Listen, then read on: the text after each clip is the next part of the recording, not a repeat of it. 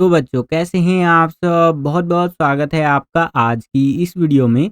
आज का ये वीडियो क्लास 11th के बच्चों के लिए बहुत ज़्यादा ख़ास होने वाला है क्योंकि इस वीडियो में हम लोग देखने वाले हैं बच्चों क्लास 11th का जो आपका हिंदी का सब्जेक्ट है, हिंदी इलेक्टिव का, जिसे आप हिंदी ऐच्छिक विषय भी कहते हैं। इसका जो आज आपका फाइनल एग्ज़ाम होने वाला है, यानी कि 17 फरवरी, जी हाँ बच्चों, 17 फरवरी 2026 को जो आज आपका फाइनल एग्ज़ाम होने वाला है, तो उसके लिए एक super important sample question paper इस वीडियो में हम लोग देखने वाले हैं बच्चों।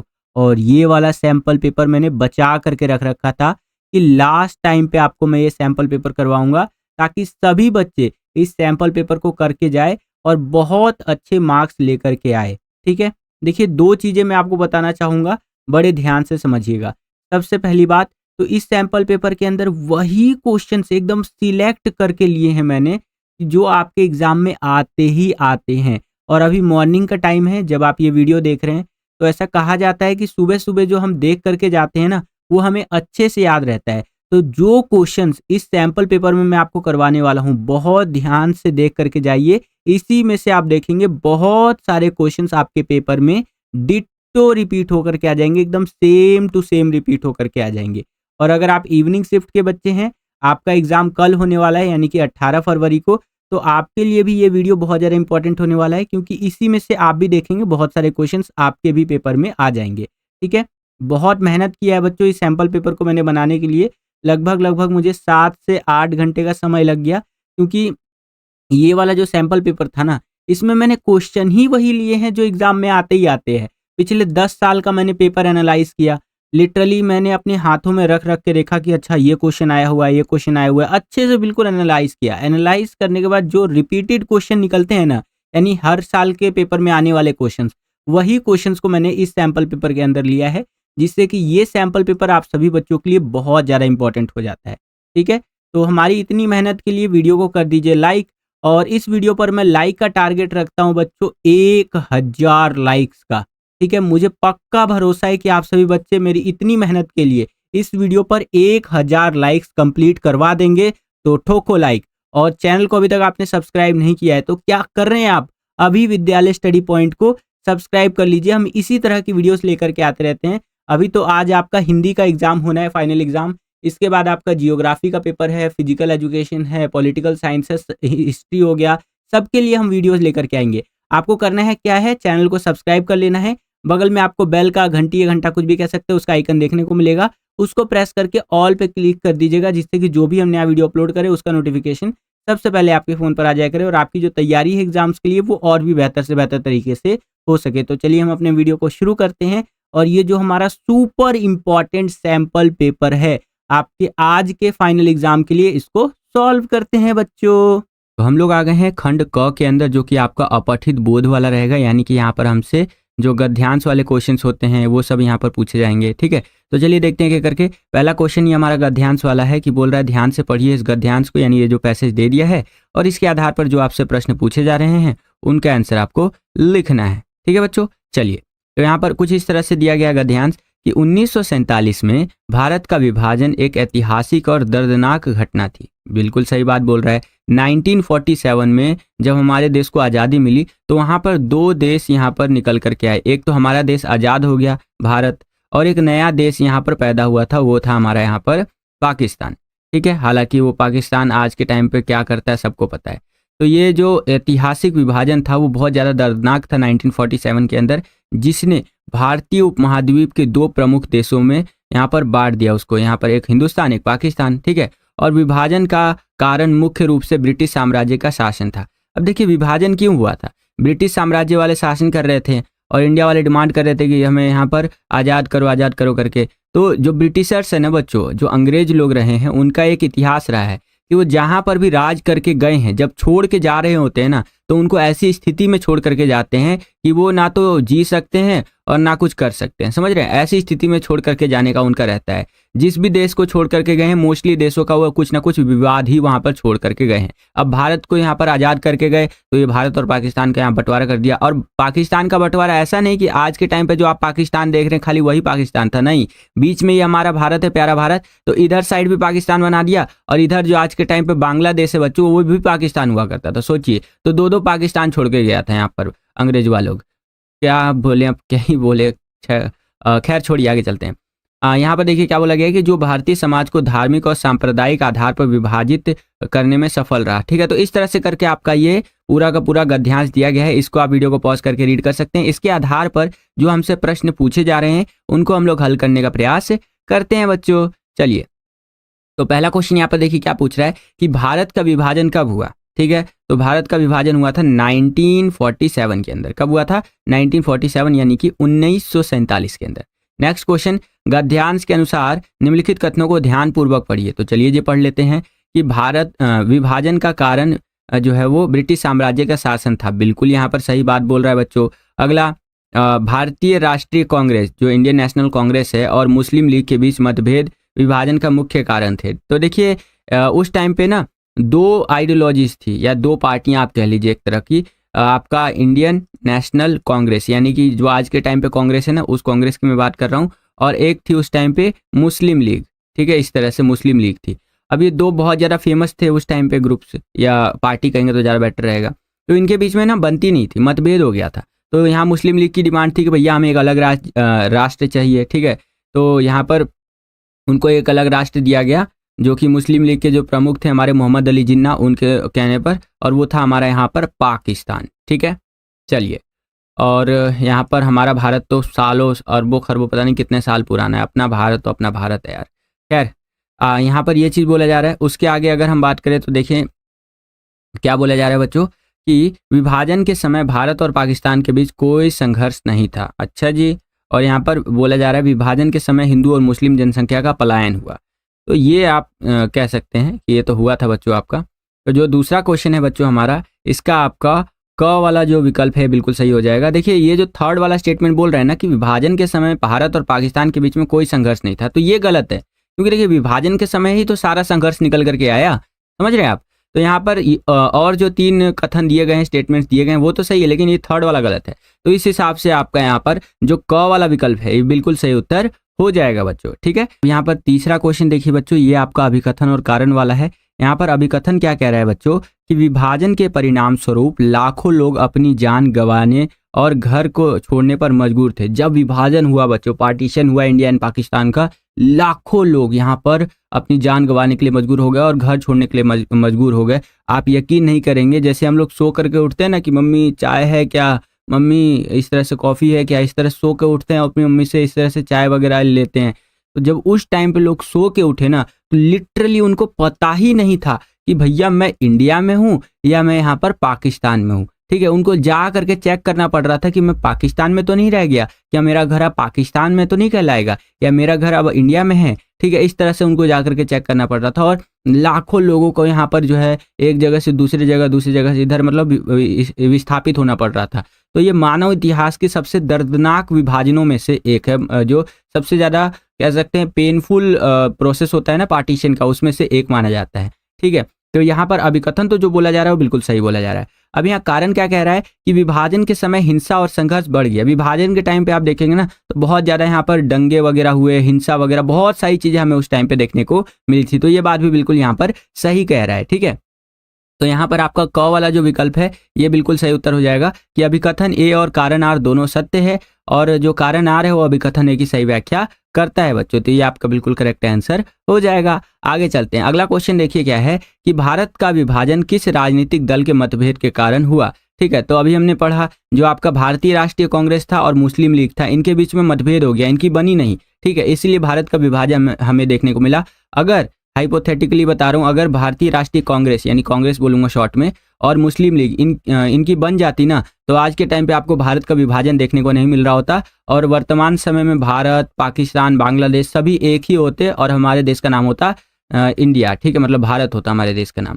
ठीक है, चलिए अगला क्वेश्चन देखिए यहाँ पर क्या है कि भारतीय विभाजन के बाद भारत और पाकिस्तान के बीच क्या तनाव बना। ठीक है, तो देखिए भारतीय विभाजन के बाद भारत और पाकिस्तान के बीच राजनीतिक, सांप्रदायिक और सीमा विवादों ने तनाव और संघर्ष की स्थिति उत्पन्न कर दी और इन देशों के बीच में द्विपक्षीय संबंधों में हमेशा तनाव बना रहा। ठीक है, तो ये आप लिख सकते हैं इस तरह से। आगे चलते हैं, अगला क्वेश्चन देखिए, विभाजन के समय हुए या हुई जो सो कि हिंसा और संघर्ष का मानवता पर क्या प्रभाव पड़ा। तो जो विभाजन के टाइम पे जो हिंसा, जो संघर्ष हमें देखने को मिला, तो उससे ओवरऑल ह्यूमैनिटी पर क्या असर देखने को मिला। तो देखिए विभाजन के समय हुए हिंसा और संघर्ष ने लाखों लोगों की जान ले ली। सोचिए लाखों लोग यहाँ पर जो है अपनी जान से वो हाथ गंवा बैठे और उन्हें अपने घरों को छोड़ने पर मजबूर किया गया। यह मानवता की एक त्रासदी बन गई जिसका असर दोनों देशों के समाज पर लंबे समय तक पड़ा। सोचिए एकदम त्रासदी बन गई है। और आप यकीन नहीं मानेंगे, बॉर्डर मूवी देखिएगा, बॉर्डर 2 भी आ गई है अभी तो। सनी देओल की जो बॉर्डर 1 मूवी आई थी 2001 के आसपास वो पहली मूवी रिलीज हुई थी उनकी, बॉर्डर 1। उसमें ये सारी चीज़ें दिखा रखी है बच्चों। लिटरली जो वहाँ से ट्रेनें आ रही थी ना, उसके अंदर लाशें भरी हुई थी। ठीक है, ऐसा भी उस मूवी में दिखाया गया। और लिटरली ऐसा कहते हैं, जो उस विभाजन को जिन व्यक्तियों ने फेस किया है वो कहते हैं कि वास्तविकता पे आधारित है मूवी कहीं ना कहीं। ठीक है, काफ़ी हद तक ये मूवी सही बता रहा है और बहुत सारी चीज़ें तो मूवी में दिखाई भी नहीं गई हैं जो उस टाइम पे हुई थी। अगेन क्योंकि सेंसर बोर्ड वगैरह ये सब चीज़ें आ जाता है, तो सोचिए बहुत ज़्यादा क्रूरतापूर्ण कह लीजिए, बहुत ज़्यादा खतरनाक टाइप का उस टाइम पे वो विभाजन था जिसको हम कभी भी भूल नहीं सकते हैं। ठीक है, चलिए अगला यहाँ पर क्वेश्चन देखिए, भारतीय विभाजन के समय किस प्रकार का सामाजिक और सांस्कृतिक असर पड़ा। तो भारतीय विभाजन ने समाज और संस्कृति पर गहरा असर छोड़ा जिससे धार्मिक आधार पर लोगों का विभाजन हुआ और लाखों लोग अपने घरों से विस्थापित हुए। यह विभाजन ने सामाजिक असंतुलन और सांस्कृतिक तनाव को जन्म दे दिया। ठीक है, ये विभाजन किस आधार पर हुआ था, तो धार्मिक आधार पर इस तरह से कहीं ना कहीं हुआ था। जो बोला गया यहाँ पर लोगों को कि भैया जो हिंदुस्तान में रहना चाहते हैं, ठीक है, तो वो हिंदू होंगे, समझ रहे हैं, यानी कि हिंदू के लिए हिंदुस्तान और मुसलमानों के लिए यहाँ पर पाकिस्तान, ऐसा कॉन्सेप्ट लाया गया और तब यहाँ पर विभाजन हुआ। सोचिए कितना, मतलब क्या मैं बताऊं इस बारे में। खैर चलिए, यहाँ पर इस तरह से आंसर आपको लिखना था। अब हम वीडियो में आगे बढ़ने से पहले एक इंपॉर्टेंट इन्फॉर्मेशन है बच्चों, तो बड़े ध्यान से समझिएगा।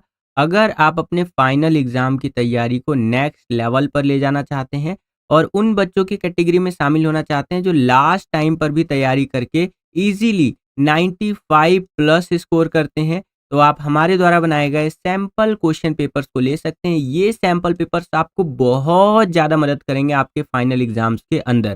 ठीक है, हमने हर एक सब्जेक्ट के 10-10 सैंपल पेपर बना करके रेडी कर दिए हैं विथ आपका यहाँ पर सॉल्यूशन के साथ। ठीक है, तो आप इन सैंपल पेपर्स को ले सकते हैं और इन सैंपल पेपर्स के अंदर ना पिछले 10 साल का जो आपका फाइनल एग्जाम हुआ है उसमें से हमने जो मोस्ट रिपीटेड क्वेश्चन होता है वो निकाल करके इन सैंपल पेपर्स के अंदर ऐड किया है। साथ ही साथ हमारा 10 सालों का टीचिंग का एक्सपीरियंस भी है, तो उसके आधार पर भी बहुत सारे ऐसे क्वेश्चंस ऐड किए हैं ना इन सैंपल पेपर्स के अंदर, जो एग्जाम में आपके सेम टू सेम छप करके आ जाएंगे। ठीक है, इसकी बहुत हाई पॉसिबिलिटी है। तो जिस भी बच्चे ने अभी तक ज़्यादा तैयारी नहीं कर रखी है और वो तैयारी करना चाहता है, तो यहाँ पर वो ये सैंपल पेपर ले सकता है बच्चा, और उसके लिए ब्रह्मास्त्र सिद्ध होने वाला है। लिटरली आप थैंक यू बोलेंगे जब आप अपना फाइनल एग्जाम दे करके आ रहे होंगे इन सैंपल पेपर्स से तैयारी करने के बाद।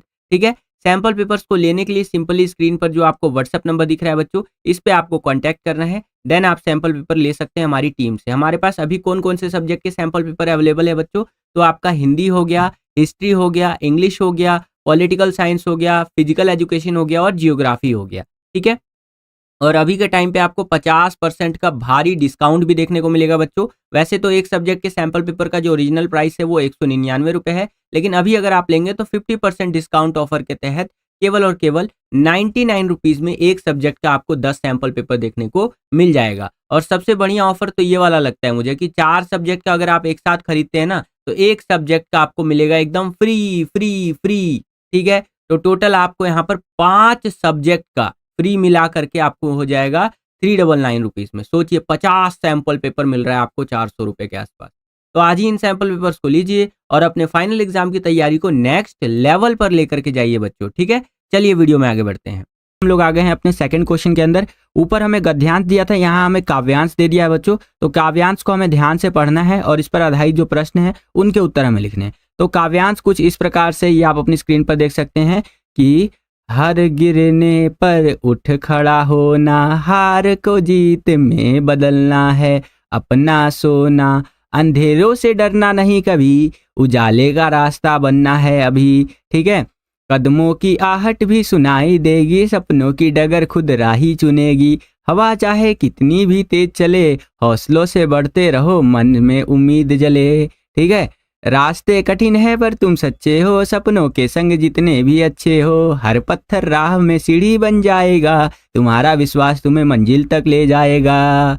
ठीक है, जो ठान लो वो हो सकता है, हिम्मत का दीपक हर और जलता है। ठीक है, दुनिया चाहे कुछ भी कहे, खुद पर यकीन रखो, यही सही है। प्रेरणा का यही गीत तुम्हारे लिए, हर चुनौतियों को जीत तुम्हारे लिए। तो इस तरह से आपका ये दिया हुआ है। अब इसके आधार पर देखिए बच्चों, क्या प्रश्न हमसे पूछा जा रहा है कि अंधेरों से डरना नहीं, कविता में क्या संदेश दिया गया है। तो कविता के अंदर कहा गया है कि अंधेरों का हमें सामना करना चाहिए। समझ रहे हैं? तो एक बहुत फेमस कहावत भी है कि काली रात के बाद ही एक बहुत उजाले से भरा हुआ सवेरा आता है। तो हमें हमेशा अंधेरे का सामना करना चाहिए, तभी हम आगे बढ़ सकते हैं बच्चों। ठीक है, तो इसका ग वाला विकल्प आपका सही उत्तर हो जाएगा। दूसरा क्वेश्चन देखिए यहाँ पर क्या है कि पद्यांश के अनुसार निम्नलिखित कथनों को ध्यान पूर्वक पढ़िए। ठीक है, तो जो अभी हमने पद्यांश पढ़ा उसके आधार पर ये कथन दिए गए, इनको देख लेते हैं। पहला कथन है कि कविता संघर्षों को जीतने की प्रेरणा देती है। तो ठीक है जी, बात तो लगभग यहाँ पर बिल्कुल सही कही जा रही है कि कविता जो है संघर्षों से हम कैसे जीत सकते हैं उसके बारे में हमें मोटिवेट करती है। अगला यहाँ पर देखिए क्या कह रहा है कि कठिन रास्तों को छोड़ देना चाहिए। क्या कठिन रास्तों को छोड़ देना चाहिए? क्यों छोड़े भैया कठिन रास्ते को? कठिन रास्तों पर चल करके ही तो यहाँ पर हम आगे बढ़ेंगे। तो ये तो गलत बात बोल रहे हैं यहाँ पर। अगला, खुद पर विश्वास रखना जरूरी है। बिल्कुल, सेल्फ कॉन्फिडेंस बहुत ज्यादा जरूरी है। अगला, हवा का तेज बहाव रुकावट का प्रतीक है। हवा का जो तेज बहाव होता है बच्चों, वो किसका प्रतीक है? तो ये रुकावट का प्रतीक है। तो इस हिसाब से आपका अगर मैं बात करूं तो ग वाला विकल्प सही हो जाएगा यहाँ पर। एक सेकेंड, हाँ, फर्स्ट, थर्ड और फोर्थ सही है। ठीक है, लेकिन जो सेकंड वाला यहाँ पर कथन दिया गया है ये गलत है। कठिन रास्तों को छोड़ देना चाहिए, बिल्कुल नहीं छोड़ना चाहिए। कठिन रास्तों पर और डट कर हमें चलना चाहिए। क्लियर है बच्चों? चलिए अगला क्वेश्चन देखिए, थर्ड क्वेश्चन कि निम्नलिखित दिए अभिकथन तथा कारण को ध्यानपूर्वक पढ़कर उपयुक्त विकल्प का चयन कीजिए। तो यहाँ पर हमें अभिकथन और कारण दे दिया है, इसको देख लेते हैं बच्चों। यहाँ पर देखिए अभिकथन क्या कह रहा है कि विश्वास और हिम्मत मंजिल तक पहुंचाने में मदद करते हैं। बिल्कुल, यहाँ पर विश्वास और हिम्मत अगर हम करेंगे तो ये हमें मंजिल तक पहुंचाने में मदद तो करेंगे ही। अगला, कविता में बताया गया है कि हर कठिनाई को अवसर में बदला जा सकता है। बिल्कुल, हर कठिनाई को हम लोग अवसर में बदल सकते हैं। एवरी डिफिकल्टी या every problem become an opportunity, यानी ये हर समस्या एक अपॉर्चुनिटी के अंदर बदल सकती है। ये हम कर सकते हैं, इसमें कोई दो राय नहीं है बच्चों। ठीक है, तो इस हिसाब से आपका यहाँ पर जो क वाला विकल्प है ये बिल्कुल सही उत्तर हो जाएगा कि अभिकथन ए और कारण आर दोनों सत्य है और कारण जो है अभिकथन की सही व्याख्या करता है बच्चों। क्लियर है? चलिए, वीडियो अगर आपको पसंद आ रहा है बच्चों तो वीडियो को लाइक करते चलिए। जितना ज़्यादा वीडियो को आप लाइक करते हैं उतना ज़्यादा हमारा मोटिवेशन बढ़ता है बच्चों इसी तरह की वीडियोस को बनाने के लिए। तो दबा के लाइक और शेयर कर दीजिएगा। पूरा साल मेहनत करते हैं बच्चों आपके लिए, लाइक और शेयर करते रहिए, हमारे मोटिवेशन बढ़ाते रहिए। ठीक है, चलिए अगला प्रश्न देखते हैं। अगला प्रश्न देखिए, हर पत्थर राह में सीढ़ी बन जाएगा का क्या अर्थ है? ठीक है, तो इसका अर्थ है कि हर कठिनाई में हमें कुछ नया सिखाती है। मतलब हर कठिनाई जब आती है तो हमें कुछ नया सिखाती है और आगे बढ़ने में मदद करती है। ठीक है, जो भी हमारी लाइफ में प्रॉब्लम्स आती है वो कुछ ना कुछ तो हमें सिखा के ही जाती है कि हमें अपनी लाइफ में कैसे आगे बढ़ना है। ठीक है, और आपने एक फेमस फोटो भी देखा होगा जिसके अंदर इस तरह से रहता है, फेलियर्स वाला यहाँ पर सीढ़ी रहता है कि हर एक सीढ़ी पर फेलियर लिखा रहता है या हर एक पत्थर पर यहाँ पर फेलियर लिखा रहता है और एक व्यक्ति रहता है जो उसको जोड़ जोड़ करके सक्सेस की ओर आगे बढ़ता है। हर फेलियर को जोड़ करके वो सक्सेस की ओर आगे बढ़ता है। तो कहीं ना कहीं हर पत्थर राह में सीढ़ी बन जाएगा अगर हम यहाँ पर इन चीज़ों से सीखते रहे कि किस तरह से फेलियर्स को यहाँ पर हमें एक्सेप्ट करना है और आगे बढ़ते रहना है। ठीक है, चलिए अगला क्वेश्चन देखिए यहाँ पर क्या है कि कविता में हिम्मत का दीपक किसे कहा गया है? कि भैया ये देखिए ये यहाँ पर हिम्मत का दीपक है। ठीक है, कुछ इस तरह से। तो ये कौन है बच्चों? तो ध्यान से समझिएगा इसको कि हिम्मत का दीपक हमारे आत्मविश्वास और साहस को दर्शाता है। ठीक है, हमारे जो आत्मविश्वास है, सेल्फ कॉन्फिडेंस है और जो हमारा साहस है उस चीज को यहाँ पर ये जो दीपक है, हिम्मत का दीपक, ये हमें दर्शाता है। जब हम अपने जो है भीतर साहस को जलाए रखते हैं तो सबसे कठिन परिस्थितियों में भी रोशनी मिलती है हमें, और यह दीपक हमें अंधेरे में मार्ग दिखाने का प्रतीक है। समझ रहे हैं आप? तो हमें हमेशा जो है सेल्फ कॉन्फिडेंस से भरे रहना चाहिए, ठीक है, जिससे कि हम बहुत कुछ अचीव कर सकते हैं बच्चों जीवन में। चलिए अगला प्रश्न देखिए यहाँ पर। छठा प्रश्न क्या है कि हर गिरने पर उठ खड़ा होने का क्या महत्व है?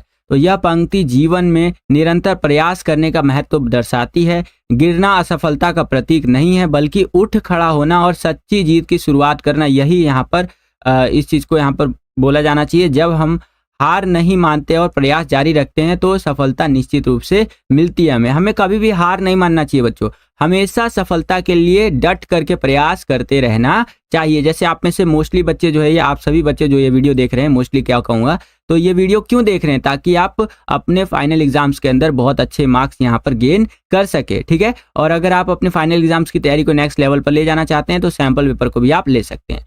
चलिए अब हम लोग आ गए हैं खंड ख के अंदर, जो कि आपका अभिव्यक्ति और माध्यम के ऊपर आधारित रहने वाला है, तो इसको भी देख लेते हैं बच्चों। यहाँ पर थर्ड क्वेश्चन इस तरह से है, थर्ड का क में हमसे पूछा है कि अखबार या पत्रिका में समाचारों या रिपोर्ट को प्रकाशन के लिए स्वीकार करने के लिए एक निश्चित समय सीमा होती है। इसको क्या कहा जाता है? तो इसे डेडलाइन कहा जाता है कि भैया फलाना फलाना चीज जो है इस अखबार में इस तरह से यहाँ पर प्रकाशित होनी है, पब्लिश होनी है, ये लास्ट डेडलाइन है, इससे पहले दे दीजिए तभी यहाँ पर पब्लिश होगी, छपेगी, नहीं तो नहीं छप पाएगी। समझ रहे हैं आप? तो अखबार या पत्रिका यानी जो मैगजीन्स होते हैं या समाचार रिपोर्ट, इन सबको यहाँ पर प्रकाशित और स्वीकार करने के लिए एक निश्चित समय सीमा को हम लोग यहाँ पर डेडलाइन कहते हैं। क्लियर है? चलिए अगला क्वेश्चन देखिए, इंटरनेट के विकास का वर्णन कीजिए कि इंटरनेट का विकास जो है वो हमें किस प्रकार से देखने को मिला बच्चों। तो देखिए बहुत सारी चीजें आप लिख सकते हैं।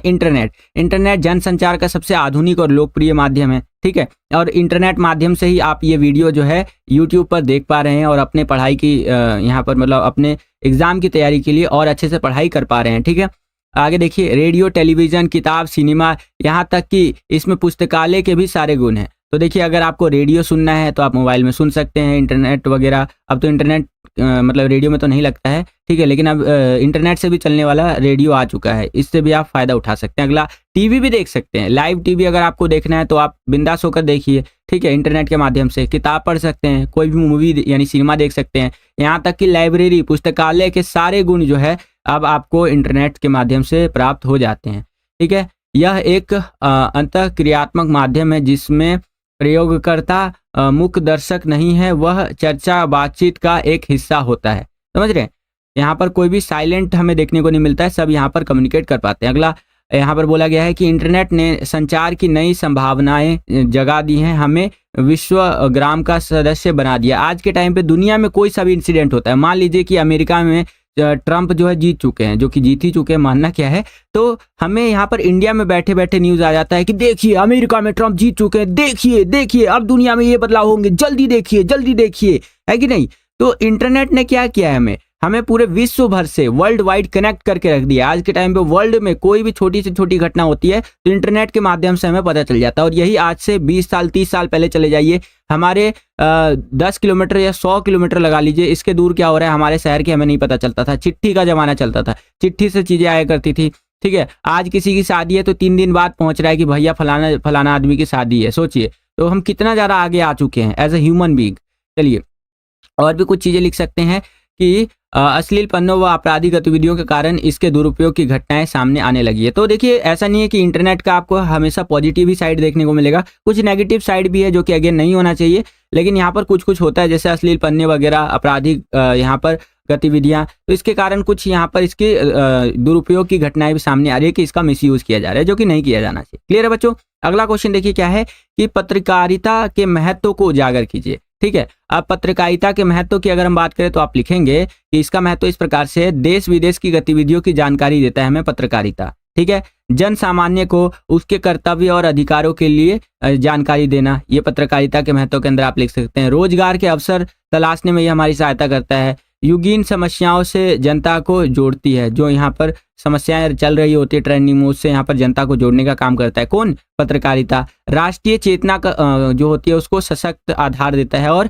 मानव कल्याण की प्रेरणा देती है। ठीक है, तो इस तरह से आंसर आप लिख सकते हैं। नेक्स्ट हम लोग आ गए हैं चौथे क्वेश्चन के अंदर, और चौथा क्वेश्चन यहाँ पर हमें क्या बोल रहा है, नीचे आपको यहाँ पर 3 शीर्षक दिए गए हैं और इनमें से कोई एक आपको लेना है और उस पर 120 शब्दों में दृश्य लेखन लिखना है। अब जैसे कि नाम से ही हमें प्रतीत हो रहा है दृश्य लेखन, जो हमने अपने आसपास कहीं ना कहीं देखे होंगे इस तरह से, है ना, जिसको बारे में हम या तो इमेजिन भी कर सकते हैं।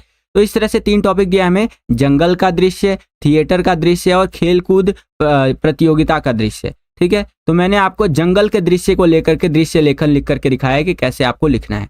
तो सबसे पहले तो आपका यहाँ पर आ जाएगा जो हमारा टाइटल है और क्या है वो हमारा शीर्षक जंगल का दृश्य। तो मैंने सबसे ऊपर तो ये लिख दिया। अब यहाँ पर मैंने लिखा है पेड़, जानवर, पक्षी, शांति और साहसिकता। तो जंगल के अंदर ये मेन चीजें हमें देखने को मिलती है ना, तो उसको शॉर्ट में आप कुछ कुछ वर्ड्स उस टॉपिक से रिलेटेड आप शुरू में ही लिख देंगे। ठीक है, जिससे कि टीचर को पता चल जाएगा हाँ जंगल के बारे में बच्चा सही तो कह रहा है, जंगल में हमें पेड़ देखने को मिलता है, जंगल में जानवर देखने को मिलते हैं, जंगल में पक्षी, शांति तो रहते ही है और साहसिकता भी जंगल में हमें देखने को मिलती है। तो ये चीज आपका हो जाएगा। तो ये आपको करना ही याद रखिएगा। ठीक है, उसके बाद हम यहाँ पर पूरा दृश्य लेखन लिखना शुरू कर देंगे। जैसे जंगल का दृश्य हमेशा रोमांच और प्राकृतिक सुंदरता का अनुभव कराता है। पिछली गर्मियों में मैंने एक जंगली या जंगल सफारी की है। जैसा कि हम जंगल में पहुंचे, चारों ओर हरे भरे पेड़ और पक्षियों की चहचहाहट हमें सुनाई दी। ठीक है, जंगल के रास्ते पर चलते हुए हमने हिरन, बंदर और कई तरह के पक्षी देखे। जैसे ये जंगल के रास्ते पर ये लोग चल रहे थे तो इन्होंने जंगल के रास्ते पर चलते हुए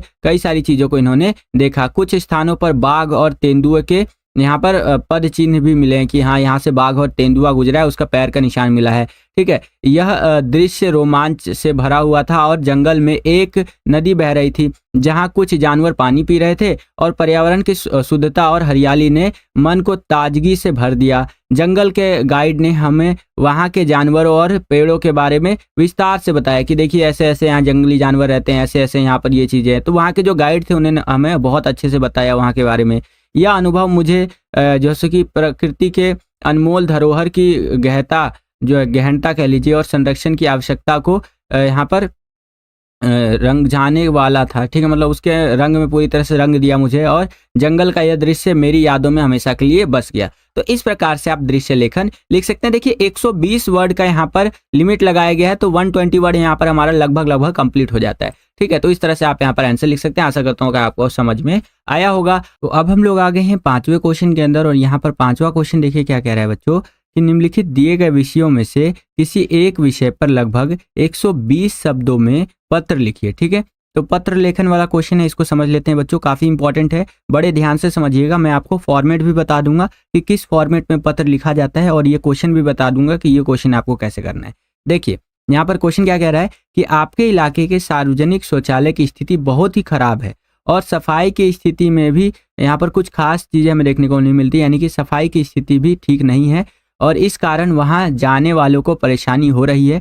नगर निगम को पत्र लिख करके शौचालय की सफाई सुनिश्चित करने की मांग करे। ठीक है, जो एमसीडी है, नगर निगम है, उनको बोला जाना चाहिए कि भैया यहाँ पर प्लीज सफाई करवा दीजिए, बहुत दिक्कत समस्याओं का सामना करना पड़ रहा है। तो देखिए कैसे पत्र लिखेंगे। सबसे पहले तो आएगा आपका पता अर्थात भेजने वाले का पता कि ये पत्र जो है भेज कौन रहा है। ठीक है, तो हम भेज रहे हैं और हम बैठे कहाँ पर है, हम परीक्षा भवन के अंदर बैठे हुए हैं, तो हम लिख देंगे परीक्षा भवन क ख ग रोड या क ख रोड। ठीक है, नई दिल्ली 112356 कुछ भी लिख दीजिए यहाँ पर एग्जाम्पल के लिए। ठीक है, उसके आगे चले तो फिर आ जाएगा आपका दिनांक यानी डेट लिखना है आपको। ठीक है, उसके आगे चले तो अब हमारा आ जाएगा प्राप्तकर्ता अर्थात मिलने वाले का पता कि जिसको ये लेटर जो है ये पत्र मिलेगा तो किसको मिलेगा, श्रीमान नगर निगम अधिकारी करोल बाग। ठीक है, उत्तरी नई दिल्ली 110082। ओके, तो यहाँ तक हमारा हो गया। ये देखिए फॉर्मेट है, याद रखिएगा। सबसे पहले सेंडर का एड्रेस आ जाएगा, फिर यहाँ पर डेट आ जाएगा, फिर रिसीवर एड्रेस जो उसको प्राप्त कर रहा है वो आ जाएगा, फिर आपका आएगा विषय यानी सब्जेक्ट।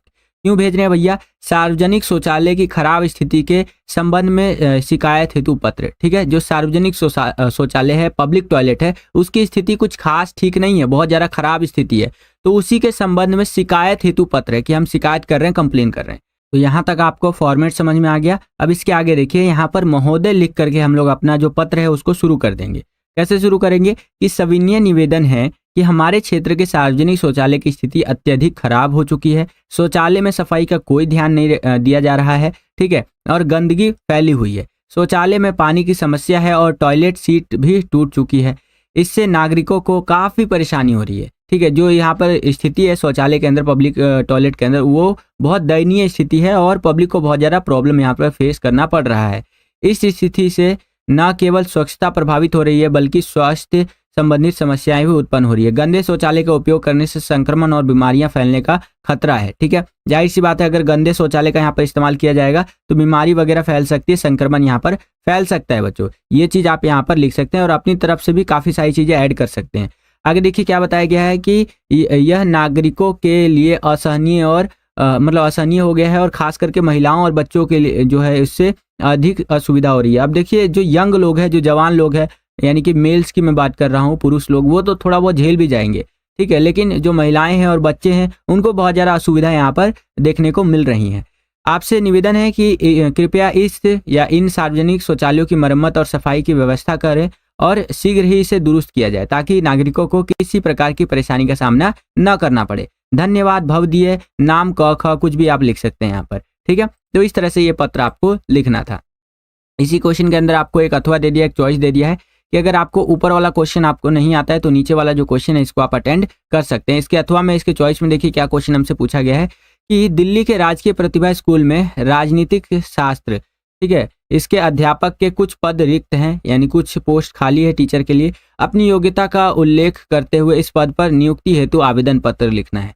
ओके, तो यहाँ पर ये जॉब लेटर है बच्चों, क्लियर है। तो ये मैं आपको नेक्स्ट जो हमारा आएगा ना सैम्पल पेपर का वीडियो, उसके अंदर करवाने का ट्राई करूंगा या करवा ही दूंगा ये वाला क्वेश्चन। ठीक है, अब हम लोग आ गए हैं छठे क्वेश्चन के अंदर और यहाँ पर छठा क्वेश्चन देखिए बच्चों हमसे क्या कह रहा है कि निम्नलिखित दिए गए विषयों में से किसी एक विषय पर लगभग 120 शब्दों में व्यवहारिक लेखन लिखिए। ठीक है, बड़े ध्यान से समझिएगा व्यवहारिक लेखन लिखते कैसे है, क्योंकि बहुत सारे बच्चे यहाँ पर कंफ्यूज हो जाते हैं और वहाँ पर सोचने लग जाते हैं यार व्यवहारिक लेखन कैसे लिखूं। तो ध्यान से समझिएगा, देखिए व्यवहारिक लेखन को लेकर के 3 क्वेश्चन आपको दिए जाएंगे और 3 में से कोई एक करना है, क्लियर है। तो ये जो फर्स्ट वाला है ना, मैंने ये आपको करके दिखा रखा है कि आपके क्षेत्र में प्लास्टिक मुक्त भारत अभियान के तहत जागरूकता अभियान यहाँ पर चलाया गया है। ठीक है, और इस विस्तृत आवेदन या प्रतिवेदन कहिए इसके उपाय शामिल हो ऐसी चीजें आपको करनी है। ठीक है, तो देखिए कैसे करना है मैं आपको दिखा देता हूँ। प्लास्टिक मुक्त भारत अभियान पर जागरूकता अभियान का प्रतिवेदन कुछ इस प्रकार से आपको करना है।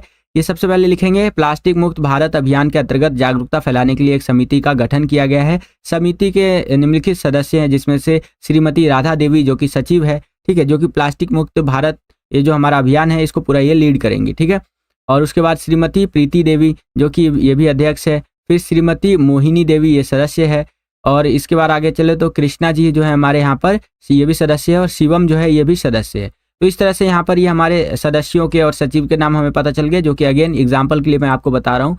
इसमें से कुछ भी सच नहीं है, सारे एग्जाम्पल के लिए है क्योंकि क्वेश्चन में हमारा दिया गया था तो हमने अपने मन से कुछ भी नाम लिख दिया यहाँ पर।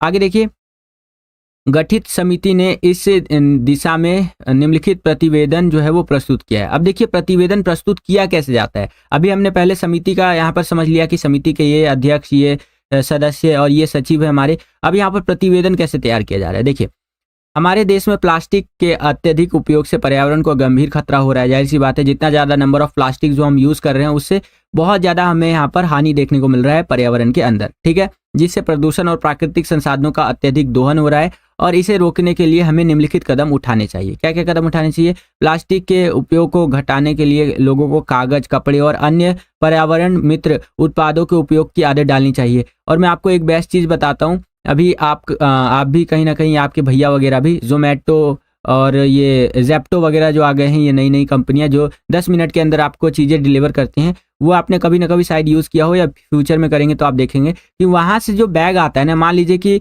आपने जेप्टो से कुछ ऑर्डर किया, ठीक है, तो जेप्टो से कुछ आता है तो वो आपका कागज का बैग होता है बच्चों, कागज, ठीक है, कागज का बैग होता है जो कि इजीली यहाँ पर पर्यावरण में क्या होता है वो मिल जाता है, मतलब मिट्टी वगैरह मिल जाता है और पर्यावरण को हानि नहीं पहुंचाता है। तो आजकल जो बड़ी बड़ी कंपनियां भी है ना, वो भी कहीं ना कहीं पर्यावरण को बचाने में एक अहम योगदान निभा रही हैं बच्चों। ठीक है, और वही यहाँ पर भी बोला जा रहा है कि हमें कागज के चीज़ों का यूज़ करना चाहिए, कागज के और जो कपड़े वगैरह की चीज़ों का यूज़ करना चाहिए। मान लीजिए कि हम बाजार जा रहे हैं सब्जी लेने के लिए, तो हमें वहाँ पर अपना थैला लेकर जाना चाहिए जिससे कि हम इजीली सब्जियों को ला सके बिना ज़्यादा प्लास्टिक यूज़ किए हुए। नहीं तो बाजार जाते हैं 50 तरह के वहाँ पर लोग मिलते हैं, अलग अलग तरह के प्लास्टिक के जो सो कि उसके अंदर सामान दे रहे होते हैं और वो सब्जी दे रहे होते हैं, वो भी मजबूर है, उनके पास भी कोई ऑप्शन उतना है नहीं जो लेस एक्सपेंसिव हो।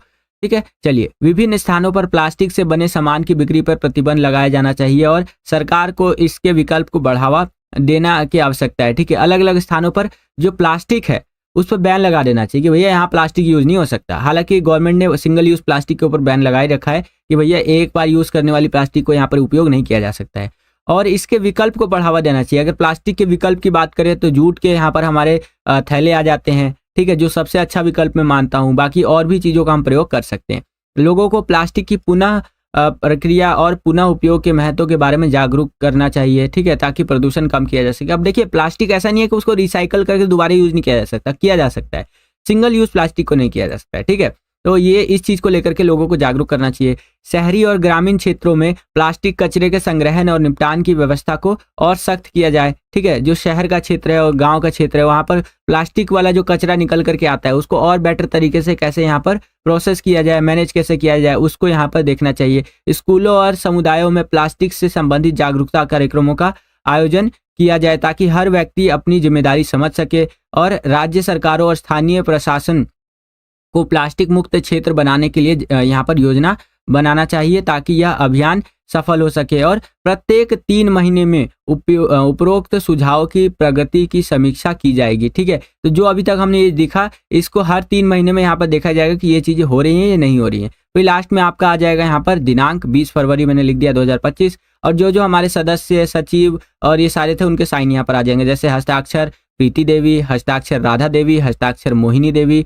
हस्ताक्षर कृष्णा और हस्ताक्षर शिवम। इस तरह से हमारे यहाँ पर ये हो जाता है कंप्लीट प्रतिवेदन वाला क्वेश्चन। आशा करता हूँ कि आपको ये जो क्वेश्चन है ये समझ में आ गया होगा। और वीडियो अगर आपको पसंद आ रहा है बच्चों तो वीडियो को लाइक तो कर ही दीजिएगा बच्चों। साथ ही साथ जो है आप इस वीडियो को लाइक करने के साथ शेयर भी अपने सभी दोस्तों में कर दीजिए ताकि आपके सभी दोस्त भी यहाँ पर अच्छे से पढ़ सके, है ना। क्योंकि पेपर पैटर्न बदल चुका है तो नए पेपर पैटर्न के अकॉर्डिंग यहाँ पर मैं चीजें आपको करवा रहा हूँ। अब हम लोग आ गए हैं 7वें क्वेश्चन के अंदर, जहां पर हमसे अभिव्यक्ति माध्यम वाले क्वेश्चन पूछे गए हैं। ये देखिए, निम्नलिखित प्रश्नों के उत्तर लगभग 60 शब्दों में लिखिए। तो चलिए देख लेते हैं इसको। यहाँ पर है कि डायरी लिखते समय हमें किन बातों का ध्यान रखना चाहिए और पटकथा लिखने में कंप्यूटर के योगदान का वर्णन कीजिए। ठीक है, तो 2 क्वेश्चन पूछ लिया है, इन दोनों का आंसर देखते हैं। सबसे पहले हम देखेंगे कि अगर हम डायरी लिख रहे हैं तो इसमें हमें किन बातों का ध्यान देना चाहिए। तो देखिए, डायरी लिखते समय कुछ बातों का ध्यान रखना चाहिए। जैसे डायरी लिखना अपने साथ एक अच्छी दोस्ती कायम करने का बेहतरीन जरिया है। अगर हम डायरी लिखते हैं ना बच्चों, जो कि एक टाइम पे मैं भी लिखा करता था, तो ये इससे ना कहीं हम अपने मतलब कहीं ना कहीं हम अपने साथ ही दोस्ती कर रहे हैं। क्योंकि हमारे अंदर जो चीजें चल रही है जिसको हम कहीं नहीं बता सकते, अपने खास से खास दोस्त को नहीं बता सकते, उस चीज को हम डायरी के अंदर लिख सकते हैं। ठीक है, जिससे कि हम अपने आप से यहाँ पर जो दोस्ती है वो बढ़ा लेंगे और हमें अपने प्रति और ज्यादा कॉन्फिडेंस महसूस होगा। ठीक है, डायरी या तो किसी नोटबुक में या पुराने साल की डायरी में ही लिखी जानी चाहिए। और पुराने साल की डायरी में पहले की छपी हुई तिथियों की जगह अपने हाथ से हमें तिथि डालनी चाहिए। अगर हम पुरानी डायरी यूज कर रहे हैं तो उसके अंदर हमें अपने हिसाब से यहाँ पर डेट डालना चाहिए, जो नया वाला डेट। वीडियो में अगर आप यहाँ तक आ गए हैं इस टाइमलाइन तक, इसका मतलब ये है कि आप अपने एग्जाम्स को लेकर के काफी सीरियस है। आप चाहते हैं कि आप भीड़ से अलग हो जाए और अच्छे मार्क्स लेकर के आए, जैसे टॉपर्स लेकर के आते हैं। ठीक है, तो मैं आपको फिर से याद दिलाना चाहूंगा, सैंपल पेपर्स के ऊपर 50% का डिस्काउंट ऑफर अभी भी लाइव है। आप स्क्रीन पर दिख रहे व्हाट्सएप नंबर पे कांटेक्ट करके सैंपल पेपर्स को ले सकते हैं और अपनी एग्जाम की तैयारी को नेक्स्ट लेवल पर ले जा सकते हैं और एक भीड़ से अलग हो सकते हैं।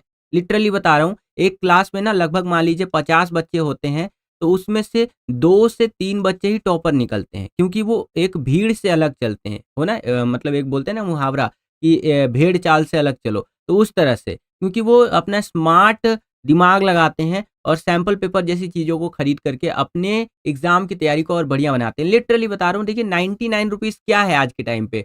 150 रुपये तो आप जाते होंगे अपने दोस्तों के साथ तो कुछ खाने पीने में खर्च हो जाता होगा, इधर उधर में खर्च हो जाता होगा। लेकिन लिटरली अगर आप ये 99 रुपीज़ का एक सब्जेक्ट का सैंपल पेपर लेते हैं, या फिर अगर आप 4 से 5 सब्जेक्ट का एक साथ सैंपल पेपर लेते हैं डिस्काउंट भी डिस्काउंट लेकर के, तो ये आपके लाइफ का बेस्ट कह सकते हैं एजुकेशन में खर्चा होने वाला है। क्योंकि इससे आपको बहुत अच्छा रिवॉर्ड मिलेगा। रिवॉर्ड इन द मीन्स कि आप बहुत अच्छे मार्क्स ला सकते हैं अपनी मेहनत से, अपनी तैयारी से, अपनी लगन से बच्चों। ठीक है, तो आज ही इन सैंपल पेपर्स को लीजिए, स्क्रीन पर दिख रहे व्हाट्सएप नंबर पर कॉन्टैक्ट करके, और अपने एग्जाम्स की तैयारी को रैपिडली ऊपर लेकर के जाइए, बहुत अच्छा बनाइए। चलिए वीडियो में आगे बढ़ते हैं।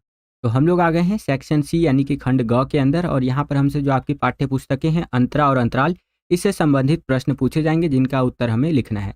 तो 8वां क्वेश्चन देखिए यहाँ पर क्या कह रहा है कि निम्नलिखित पठित पद्यांश पर आधारित बहुविकल्पीय प्रश्नों के सर्वाधिक उपयुक्त जो विकल्प है वो चुन करके लिखना है। तो यहाँ पर हमें एक पद्यांश दे दिया है, ठीक है, इसे हमें पढ़ना है और इसके आधार पर हमसे एमसीक्यू टाइप के क्वेश्चंस पूछे जाएंगे जिनका आंसर हमें लिखना है बच्चों। चलिए देख लेते हैं इस पद्यांश को। तो इस तरह से दिया गया है कि वज्र का उर एक छोटे अश्रु कण में धो गलाया, दे कैसे जीवन सुधा, दो घूंट मदिरा मांग लाया, सो गई आंधी मलय की बात, का उपधान ले क्या, विश्व का अभिशाप क्या चीर नींद बनकर पास आया, अमरता सुत चाहता क्यों मृत्यु को उर में बसाता, और जा तुझको दूर जाना कहना ठंडी सांस में, अब भूल वह जलती कहानी आग को, उर में तभी दृघ में सजेगा आज पानी। तो इस तरह से करके आपका ये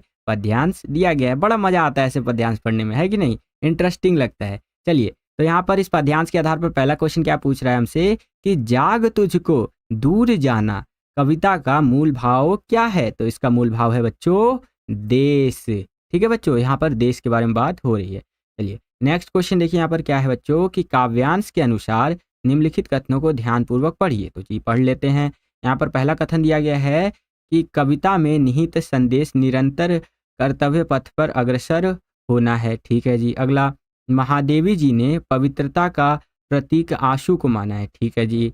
अगला बोल रहा है कि नाश पथ पर चिन्ह अपने छोड़ना मानव को संबोधित है। ठीक है जी। और लास्ट में कह रहा है कि महादेवी वर्मा जी को आधुनिक मीराबाई कहा जाता है। तो यहाँ पर आपका सारी ही चीज़ें बिल्कुल सही कही जा रही है। तो जो क वाला विकल्प है बिल्कुल सही उत्तर हो जाएगा कि कथन 1, 2, 3 और 4 सही है बच्चों। ठीक है। वीडियो अगर आपको पसंद आ रहा है तो वीडियो को लाइक भी करते चलिए। जितना ज़्यादा वीडियो को आप लाइक करेंगे उतना ज़्यादा हमारा मोटिवेशन बढ़ता है वीडियोस को बनाने के लिए।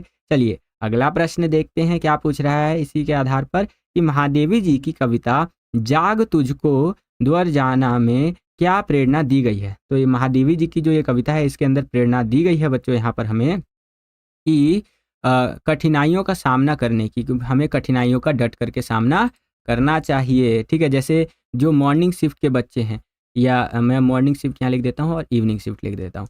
आप दोनों ही शिफ्ट के बच्चे कितनी ज़्यादा कठिनाइयों का सामना कर रहे हैं यहाँ पर अभी। ठीक है। बैक टू बैक आपके एग्जाम हो रहे हैं। ठीक है। तो कहीं ना कहीं इससे हमारे मेंटल हेल्थ पर थोड़ा ना इफेक्ट पड़ता है। आप भी सोचते होंगे अरे यार आज तो यहाँ पर पॉलिटिकल का पेपर दे के आया, फिर यहाँ पर 20 तारीख को पेपर देना है। चलो सर की वीडियो सब फिर जा करके समझ लेते हैं अच्छे से कि कैसे करना है। अब क्योंकि 20 तारीख को तो यहाँ पर पेपर पैटर्न भी चेंज मिलेगा हमें। पिछले साल जैसे पेपर आया करते थे वैसा पेपर भी नहीं है। हिंदी का पेपर पैटर्न भी चेंज हो गया है। तो चलो यहाँ पर सर के सैम्पल पेपर से समझ लेते हैं कि कैसे पेपर पैटर्न होने वाला है, और जो सर यहाँ पर क्वेश्चन करवा रहे हैं उनको कर लेते हैं। ठीक है। तो ये चीज़ है कि नहीं? चलिए अगला क्वेश्चन देखिए यहाँ पर क्या पूछ रहा है कि कवित्री महादेवी जी ने बलिदान वीरों का हृदय कैसे बताया। तो इन्होंने बलिदान वीरों का जो हृदय है वो बताया है कि व्रज के समान दृढ़ होता है ये। ठीक है। जैसे व्रज होता है ना उसके समान ही एकदम दृढ़ होता है, पक्का होता है। ठीक है। बलिदानों का जो या बलिदानी जो होता है उस वीरों का हृदय, उनका दिल। ठीक है। व्रज के समान धैर्यशील होता है, बहुत धैर्य होता है इनके अंदर, और हिमालय के समान ऊंचा होता है इनका दिल। ठीक है। तो इस तरह से यहाँ पर आपका घ वाला विकल्प बिल्कुल सही उत्तर हो जाएगा, उपरोक्त सभी। अगला प्रश्न देखिए यहाँ पर क्या है कि काव्यांश के अनुसार दिए गए शब्द तथा उनके अर्थों को ध्यानपूर्वक पढ़िए। तो काव्यांश के अनुसार यहाँ पर ये कुछ ना हमें शब्द दे दिया है, इसको देखना है और इस पर आधारित हमें बताना है कि क्या आंसर सही होगा। तो अगला मतलब ये देख लेते हैं एक बारी। ये व्योम दिया गया है जो आकाश है, मलय पर्वत जहाँ चंदन का वन है। ठीक है जी। वात का उपधान हवा का सहारा, और मृदुल कोमल। तो इस तरह से आपका दिया गया। तो यहाँ पर आपका ग वाला विकल्प सही हो जाएगा कि सारी सही है। यहाँ पर 1, 2, 3 और 4 ये सारे ही सही है। जो ये काव्यांश के अनुसार ये जो शब्द दिए गए हैं और उनके अर्थ दिए गए हैं ये सारे ही सही है बच्चों। तो अब हम लोग आ गए हैं 9वें क्वेश्चन में, और यहाँ पर देखिए क्या कह रहा है कि काव्य खंड पर आधारित निम्नलिखित 4 प्रश्नों में से किन्हीं 2 प्रश्नों के उत्तर लगभग 40 शब्दों में लिखिए। ठीक है। तो चलिए जी इसको देख लेते हैं। यहाँ पर क में देखिए क्या पूछ रहा है क्वेश्चन हमसे कि मुरली तऊ गोपाल ही भावती कविता में कृष्ण के अंधरों की तुलना सेज से क्यों की गई है बताइए। तो आंसर आप इस प्रकार से लिखेंगे कि मुरली तऊ गोपाल ही भावती में प्रस्तुत पंक्तियों में गोपियाँ कृष्ण पर व्यंग कसती हैं। जो गोपियाँ हैं वो कृष्ण जी पर क्या कसती हैं? व्यंग करती हैं, व्यंग कसती है। इस तरह से गोपियाँ कृष्ण की बांसुरी को अपनी सौत मानती है। ठीक है। जो सौतन होता है ना उस तरह से समझ सकते हैं यहाँ पर। बांसुरी होठों पर टिकाकर बजाई जाती है। सौतियाँ जो है वो यहाँ पर दाह होने के कारण गोपियाँ को ये लगता है कि मुरली ने कृष्ण के अंधरों को सेज यानी आराम फरमाने की जगह बना लिया है तथा वह आराम फरमा रही है। इसलिए गोपियों के अनुसार कृष्ण के होठ पर बहुत कोमल है। कृष्ण जी के होठ जो है बहुत कोमल है, इसलिए उनको अंधरों की तुलना सेज से की गई है। तो इस तरह से आंसर आपको लिखना है बच्चों। देखिए काव्यात्मक है तो थोड़ा-सा तो आपका इस तरह से रहेगा ही रहेगा, ठीक है? यानी कविता के ऊपर आधारित है तो आपको थोड़ा-सा इस तरह की भाषा शैली का सामना करना पड़ेगा। चलिए, ख में देखिए यहाँ पर हमारा क्या क्वेश्चन है? तो इस तरह से ख में है कि सपना कविता का भाव सौंदर्य लिखिए, ठीक है? जब भी आपसे बोल दे भाव सौंदर्य लिखिए, तो आपको कुछ इस प्रकार से आंसर लिखना है, ये आप देख सकते हैं कि सपना कविता के भाव सौंदर्य जो किस प्रकार से है, कविता संयोगावस्था का वियोग में अर्थात मिलन का वियोग में बदलना इसके सौंदर्य को निखार देता है, ठीक है? तो इसके अंदर ना वियोग के बारे में बताया गया है कि भैया यहाँ पर मिलना और फिर बिछड़ जाना, इस तरह से अलग-अलग हो जाना, समझ रहे हैं? तो ये इसके यहाँ पर सौंदर्य को निखार देता है, क्योंकि ऐसा अनूठा संगम कम देखने को मिलता है कि भैया पहले मिलो और फिर तुम्हारा वियोग हो जाए। ये तो कुछ-कुछ उस तरह से हो गया जो फरवरी महीने में जो एक फ़ेमस सप्ताह चलता है उस टाइम पे जो हमें ये चीज़ें देखने को मिलती है, कुछ-कुछ उसी टाइप का हो गया। सपने में नायिका कृष्ण का साथ पाती हैं। अब देखिए यहाँ पर कृष्ण जी से संबंधित बात है, तो अगर किसी को बुरा लगा हो तो मैं माफ़ी चाहूँगा हाथ जोड़ करके, ठीक है? मैं एक टीचर हूँ और मुझे टीचर ही रहने दीजिए। कहीं-कहीं एग्ज़ाम्पल्स के लिए कुछ-कुछ मैं आपको बोल जाता हूँ, ठीक है? चलिए, और जैसे ही वह इस साथ को और आगे तक ले जाना चाहती है, उसकी निगूढ़ी नींद जो है खुलने के कारण अर्थात सपने टूटने से कृष्ण का साथ छूट जाता है और वह दुखी हो जाती है। अनुप्रास तथा पुनरुक्ति अलंकार का यहाँ पर प्रयोग हमें देखने को मिला है। तो इस प्रकार से इस क्वेश्चन का आंसर आप लिख सकते हैं। ये आ सकता है पेपर के अंदर। अगला क्वेश्चन देखिए, क्या पूछ रहा है कि अरे!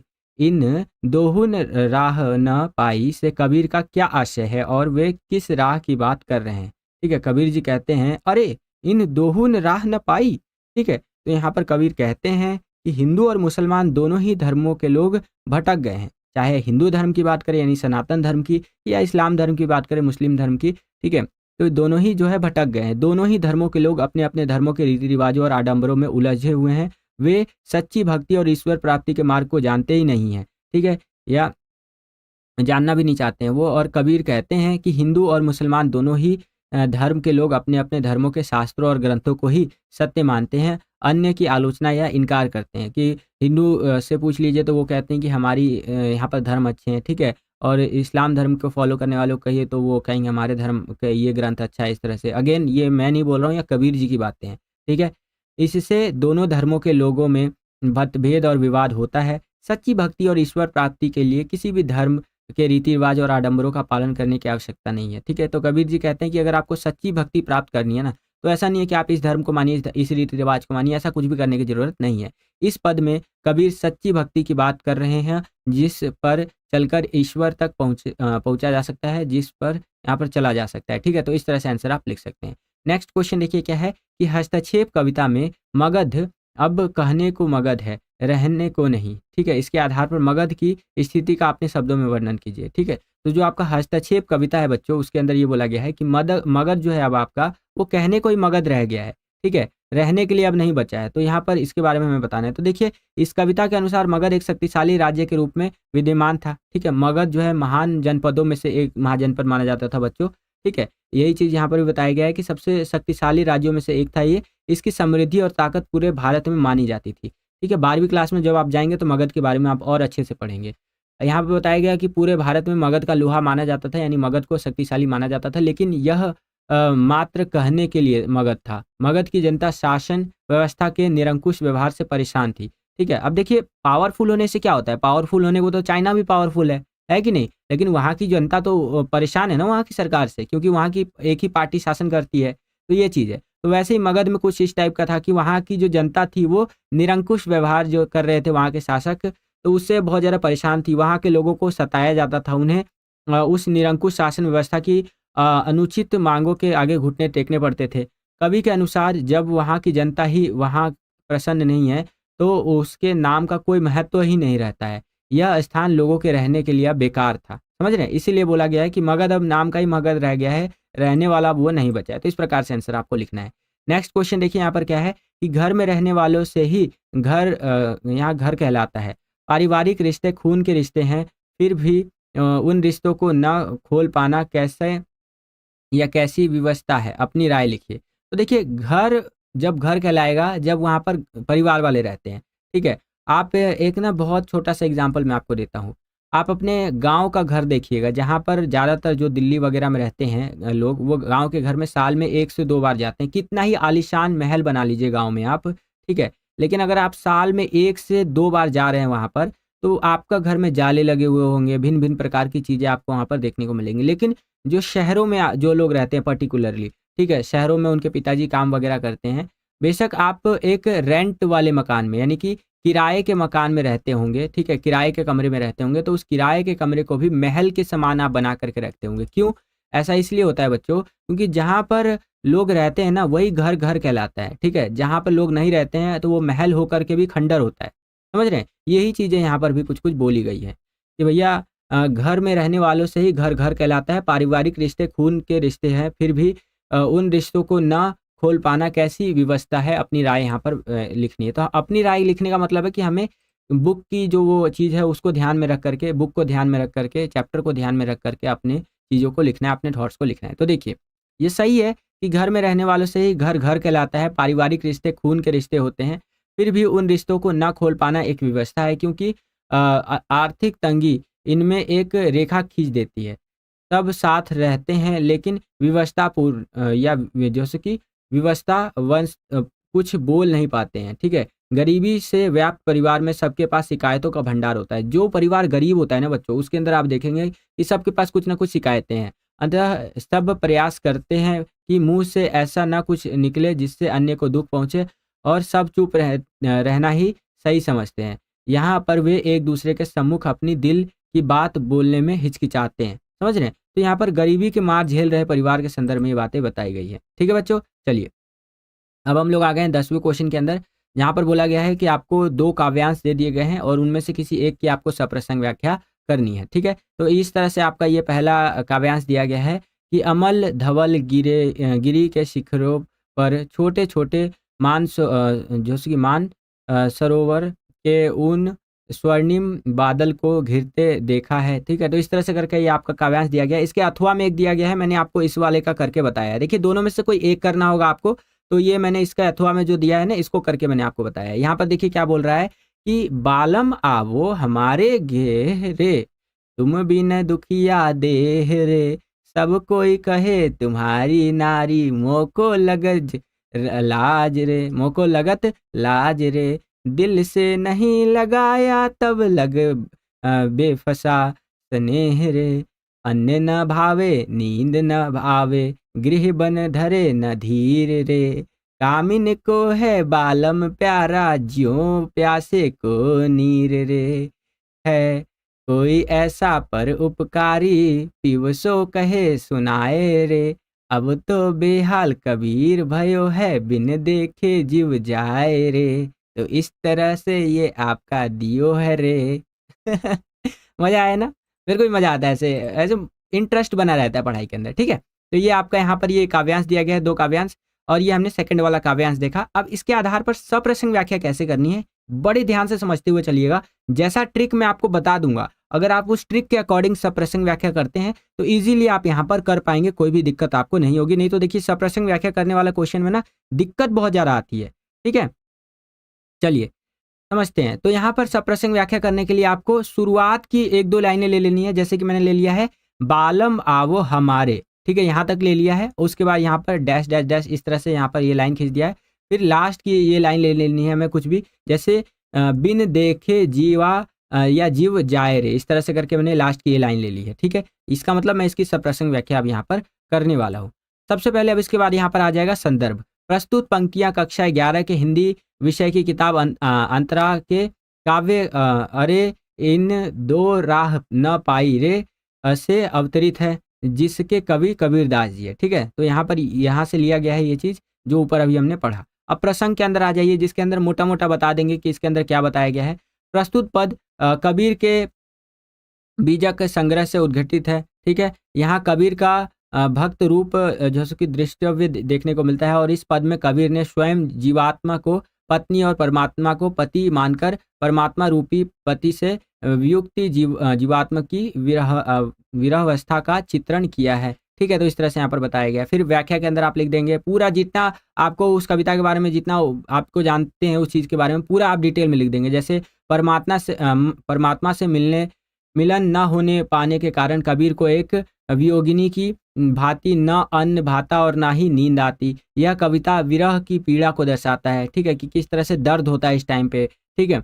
एक विरहनी अपने बालम से आग्रह कर रही है कि अब वह और देर ना करे अपने दर्शन देने के लिए, कि भैया अब इतना दूर मत रहो, इतना दिन जो तुम दूर रह गए, विरह रह गए मुझसे, अब बहुत ज़्यादा हो गया, ठीक है। लोगों के ताने अब उससे सहे नहीं जाते, उसे ना तो अब भूख लगती है और ना ही प्यास लगती है। जाहिर सी बात है, ताने वगैरह देने पे कहाँ कुछ लगता है। तो इस तरह से पूरा व्याख्या कर देंगे आप, और व्याख्या करने के बाद आपको साहित्य सौंदर्य लिखना है, जिसके अंदर उसके बारे में कुछ बेसिक बेसिक चीज़ें लिख देंगे, जैसे भाषा सरल और सहज होनी चाहिए, ठीक है। देखिए हर एक सप्रसंग व्याख्या में ना आप ये चीज़ तो आँख मूंद करके लिखिए दीजिएगा। अगर आपको कुछ समझ नहीं आ रहा है ना कि यहाँ पर साहित्य सौंदर्य में क्या लिखूँ, तो आप लिख दीजिएगा भाषा सरल और सहज है, ठीक है। शब्द चयन भावपूर्ण व भावानुकूल है, ठीक है। इस तरह से यहाँ पर ये इसके संदर्भ में वैसे, ठीक है। अगर यहाँ पर गेय की बात करें तो यहाँ पर ये चीज़ हटाइए, यहाँ पर ये लिखिए गुण माधुर्य है, ठीक है।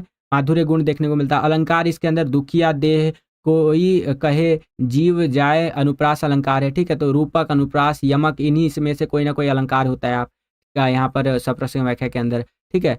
संधुकड़ी भाषा में भावों की सहज सरल अभिव्यक्ति हमें देखने को मिलती है। तो इस तरह से आप यहाँ पर लिख सकते हैं। और वीडियो अगर आपको पसंद आ रहा है बच्चों, तो अगेन मैं एक ही बात बोलना चाहूँगा, लाइक करते रहिए, लाइक नहीं रुकना चाहिए। जितना ज़्यादा वीडियो को आप लाइक करते हैं उतना ज़्यादा हमारा मोटिवेशन बढ़ता है बच्चों वीडियोस को बनाने के लिए। क्योंकि देखिए आपके लिए हम इतनी ज़्यादा मेहनत करते हैं, तो अगर जितना ज़्यादा आप लाइक करते हैं उससे हमारा मोटिवेशन भी बहुत ज़्यादा बढ़ता है बच्चों वीडियोस को बनाने के लिए। तो अब हम लोग आ गए हैं 11वें क्वेश्चन के अंदर, और 11वां क्वेश्चन देखिए बच्चों यहाँ पर क्या कह रहा है हमसे कि निम्नलिखित पठित गद्यांश पर आधारित बहुविकल्पीय प्रश्नों के सर्वाधिक उपयुक्त विकल्प चुन करके लिखिए, ठीक है। तो यहाँ पर ये हमें गद्यांश दे दिया है, इसे हमें पढ़ना है और इस पर आधारित जो हमसे प्रश्न होंगे उनको हमें यहाँ पर आंसर लिख करके बताना है। बेसिकली एमसीक्यू टाइप के क्वेश्चन ही हमसे पूछे जाएंगे। तो इस तरह से आपका गद्यांश दिया गया है कि भाई हिंदुओं तुम भी मत जैसे कि मतांतर का आग्रह छोड़ो, आपस में प्रेम बढ़ाओ, इस महामंत्र का जाप करो, जो हिंदुस्तान में रहे चाहे किसी रंग किसी जाति का क्यों ना हो, वह हिंदू की सहायता करो। बंगाली, मराठा, पंजाबी, मद्रासी, वैदिक, जैन, ब्रह्मो, ठीक है, और मुसलमान सब एक का हाथ एक पकड़ो, और कारीगर जिसमें तुम्हारे यहाँ बढ़े, तुम्हारा रुपया तुम्हारे ही देश में रहे, ठीक है। तो इस तरह से करके आपका ये पूरा का पूरा गद्यांश दिया गया है, ये आप अपनी स्क्रीन पर देख सकते हैं बच्चों, ठीक है। और इसके आधार पर जो हमसे प्रश्न पूछे जाएंगे वो हम लिखते हैं उनके आंसर्स को। तो यहाँ पर देखिए पहला क्वेश्चन हमसे इस पैसेज के आधार पर क्या पूछ रहा है बच्चों कि भारतेंदु जी की अनुसार राजा और ब्राह्मणों के जिम्मे में क्या काम सौंपा गया। तो यहाँ पर देखिए इनके अनुसार राजा और ब्राह्मणों के जिम्मे में काम जो सौंपा गया था बच्चों, वो सौंपा गया था अलग अलग प्रकार की विद्या फैलाने की और अलग अलग प्रकार की नीतियों को फैलाने की, ठीक है। तो क और ख दोनों सही हो जाएगा यहाँ पर, ग वाला विकल्प। अगला प्रश्न देखिए, अध्याय के अनुसार निम्नलिखित कथनों को ध्यानपूर्वक पढ़िए, ठीक है। तो अध्याय के अनुसार जो निम्नलिखित कथन है इनको हम लोग पढ़ लेते हैं। तो यहाँ पर है आपका पहला, भारतेंदु हरिश्चंद्र एक प्रसिद्ध भाषण है, ठीक है। तो ये यहाँ पर बिल्कुल सही कह रहा है, ठीक है। अगला, भारतेंदु जी ने ईश्वर के चरणों का भजन को वास्तविक धर्म गान है, मतलब उन्होंने कहा है ये, तो ये भी सही है। अध्याय में हिंदुस्तानी लोगों की तुलना रेलगाड़ी से की गई है, ठीक है जी। भारतवर्ष की उन्नति के लिए जनसंख्या नियंत्रण, श्रम की महत्वता व तथा त्याग की भावना जरूरी है, ठीक है। तो अगर भारत का यहाँ पर हमें डेवलपमेंट करना है तो हमें अपने आबादी को कंट्रोल करना पड़ेगा और यहाँ पर श्रम को इंपॉर्टेंस देना चाहिए, जो मेहनत करते हैं उनको इंपॉर्टेंस देना चाहिए, और त्याग की भावना बहुत ज़्यादा जरूरी है। तो ये सारी बातें सही कही जा रही हैं, तो आपका क वाला विकल्प बिल्कुल सही उत्तर हो जाएगा बच्चों। वीडियो पसंद आ रहा है तो लाइक करते चलिए, जितना ज़्यादा वीडियो को आप लाइक करेंगे उतना ज़्यादा हमारा मोटिवेशन बढ़ता है इसी तरह की वीडियोस को बनाने के लिए। आगे चलते हैं। अगला क्वेश्चन देखिए यहाँ पर क्या है कि भारतेंदु जी ने आत्महत्यारा कैसे व्यक्ति को माना है। जो व्यक्ति क्या है, तो जो व्यक्ति बच्चों यहाँ पर आपका मनुष्य जन्म पाकर भी अपनी प्रगति ना कर पाए वो आत्महत्यारा है, ठीक है। गुरु का मार्गदर्शन पाकर भी अपनी प्रगति न कर पाए वो भी आत्महत्यारा है, और धन की अनुकूलता पाकर भी अपनी प्रगति न कर पाए तो वो आत्महत्यारा है। तो उपरोक्त सभी आपका करेक्ट आंसर हो जाएगा। नेक्स्ट क्वेश्चन देखिए, अध्याय के अनुसार दिए गए शब्द तथा उनके अर्थों को ध्यानपूर्वक पढ़िए। ठीक है, तो अध्याय के अनुसार अगर हम बात करें तो यहाँ पर आपका हो जाएगा रंग महल भोग विलास का स्थान। ठीक है, तो ये आपका यहाँ पर है इस तरह से, एक सेकेंड, हाँ ये थोड़ा सा टाइपिंग एरर है बच्चों, तो इस क्वेश्चन को हम थोड़ा सा आगे बढ़ जाते हैं, ये टाइपिंग एरर है इसके अंदर। चलिए आगे चलते हैं। अब हम लोग आ गए हैं 12वें क्वेश्चन के अंदर, जो कि अगेन मैं आपको बोल रहा हूँ बहुत इंपॉर्टेंट हमारा 12वां 13वां यहाँ पर और 14वां क्वेश्चन रहने वाला है। जो जो क्वेश्चन यहाँ पर हम डिस्कस करने वाले हैं बड़े ध्यान से देखते हुए चलिएगा। 12वें क्वेश्चन में गद्य खंड के आधार पर प्रश्न हमसे पूछे जाएंगे और इनका आंसर 40 शब्दों में लिखना है, और 4 प्रश्नों में से 2 ही प्रश्न के उत्तर आपको लिखने हैं। मैं चारों आपको बता देता हूँ। ठीक है, चलिए देखते हैं। देखिए, हामिद की किन्हीं 3 चारित्रिक विशेषताओं का वर्णन कीजिए जिन्होंने उसे कहानी का यहाँ पर नायक बना दिया। ठीक है, तो समझिए, ईदगाह कहानी में हामिद ही एकमात्र ऐसा पात्र है जो पाठकों को सबसे अधिक प्रभावित करता है। उसके जिन गुणों से ने उसे कहानी का नायक बना दिया वे निम्नलिखित है। पहला, हामिद एक तर्कशील बालक है। हामिद जो है एक तर्कशील बालक है, अपनी बातों को फैक्ट के साथ प्रेजेंट करता है। वह अपने तर्कों से अपने साथियों को पराजित कर देता है। हामिद एक समझदार बालक है, वह व्यर्थ की चीज़ों नहीं खरीदता और स्वयं पर नियंत्रण रखता है। वो फालतू की चीज़ें नहीं खरीदता है, वो खुद पर कंट्रोल रखता है बच्चों कि भैया मेरे को क्या खरीदना है और क्या नहीं खरीदना है, मेरे लिए क्या बेटर है क्या बेटर नहीं है। आगे देखिए, हामिद दादी के प्रति अधिक संवेदनशील है, तभी तो वह मेले में अपने लिए कुछ ना खरीद कर दादी के लिए चिमटा खरीदता है। तो वो दादी को लेकर ना थोड़ा सा ज़्यादा कह लीजिए संवेदनशील है, वो मेले में अपने लिए कुछ नहीं खरीदता है, दादी के लिए यहाँ पर चिमटा खरीद लेता है। इंपॉर्टेंट क्वेश्चन है ये, मैंने आपको करवा भी रखा है वन शॉट की वीडियो में। अभी तक आपने नहीं देखा वन शॉट का वीडियो तो आई बटन में लिंक मिल रहा होगा आपको, वहाँ पर क्लिक करके जरूर देख लीजिएगा। अगला क्वेश्चन देखिए, गूंगे कहानी के शीर्षक की सार्थकता सिद्ध कीजिए। तो आंसर आप ऐसे लिखेंगे, गूंगे कहानी की शीर्षक की सार्थकता जो कि इस प्रकार से है, गूंगे कहानी में एक गूंगे किशोर के माध्यम से शोषित पीड़ित मानव की अवस्था का चित्रण किया गया है तथा ऐसे ही विकलांगों के प्रति व्याप्त संवेदनहीनता को रेखांकित किया गया है। ऐसे व्यक्तियों को जो सुनते हुए भी प्रतिक्रिया व्यक्त नहीं कर सकते हैं, उन्हें गूंगे के समान बताया गया कि भैया जो चीज़ देख रहे हैं कि समाज में ये चीज़ बुरा हो रहा है, ये चीज़ सही नहीं हो रहा है, फिर भी वो अपनी प्रतिक्रिया नहीं बता पा रहे, तो वो क्या है, वो यहाँ पर गूंगे के समान उनको बताया गया है। इसलिए कहानी का शीर्षक जो है वो गूंगे पूर्णतः सार्थक, ठीक है, ये रखा गया कि गूंगे क्यों है, ठीक है, मतलब पूरी तरह से सार्थक होते हुए भी ये पूरी तरह से गूंगे है। चलिए अगला क्वेश्चन देखिए, खाना बदोश कहानी की मूल संवेदना भाव पर प्रकाश डालिए। तो खाना बदोश कहानी जो है उसके बारे में जो जो चीज़ें हैं वो आपको लिख देना है। ठीक है, तो ये होमवर्क है बच्चों, आप बेसिक यहाँ पर देख करके टाइप कीजिए, लेकिन आप मुझे टाइप करके बताइएगा कमेंट सेक्शन में कि सर ये इसका आंसर होगा। जो भी बच्चा, लिटरली मैं बता रहा हूँ, जो भी बच्चा ये आंसर यहाँ पर देख लीजिए आप पूरा का पूरा आंसर, ठीक है, ये आंसर पूरा का पूरा आप मुझे अगर टाइप करके चैट सेक्शन में, मतलब चैट सेक्शन बोल रहा हूँ बार बारी, जो कमेंट सेक्शन है हमारा, ठीक है, उसमें अगर आप बताते हैं मुझे तो मैं उस बच्चे को हार्ट का निशान दे दूंगा, ठीक है, यानी दिल का निशान, साथ ही साथ उसके कमेंट को पिन भी कर दूंगा यहाँ पर मैं, एंड उसके रिप्लाई में, उसके कमेंट के रिप्लाई में आकर के उसको बेस्ट ऑफ लक भी विश कर दूंगा। ये 3 चीज़ें मैं उसके कमेंट के साथ करूंगा और मैं अपनी तरफ से भी समझूंगा कि यार ये बच्चा जो है मेहनती बच्चा है। ठीक है, चलिए अगला प्रश्न देखिए कि क्या लाल का व्यवहार सरकार के प्रति षड्यंत्रकारी था। ठीक है, उसकी माँ पाठ के आधार पर बताइए। तो देखिए लाल का विरोध सरकार से नहीं था, उसका विरोध जो है वो उन व्यवस्था से था जो उसके देश को परितंत्र की जंजीर से जकड़े हुए थी। वह सरकार के प्रति षड्यंत्र नहीं कर रहा था, उद्देश्य भारत माता को परितंत्र से मुक्त दिलाना था उसका उद्देश्य। अतः कहा जा सकता है कि यद्यपि सरकार को उसे षड्यंत्रकारी मानती थी और वह षड्यंत्रकारी न होकर क्रांतिकारी था, कि भैया वो षड्यंत्र नहीं रच रहा था, वो क्रांतिकारी था, लेकिन सरकार कुछ और ही मानने लग गई थी। अगला क्वेश्चन देखिए, अब ऐसे जब थोड़े से बड़े क्वेश्चन आ जाते हैं तो बहुत सारे बच्चे देख करके डर जाते हैं, उड़ी बाबा इतना बड़ा क्वेश्चन पूछ लिया है, क्या पूछ लिया हमसे, इसका आंसर कैसे लिखूं भैया, अरे भैया क्या करूं इसमें का। तो देखिए इतना बड़ा जब आपसे क्वेश्चन पूछे तो डरना बिल्कुल भी नहीं है, एक बार क्वेश्चन को पढ़िए तो सही, वहां पूछ क्या रहा है आपसे।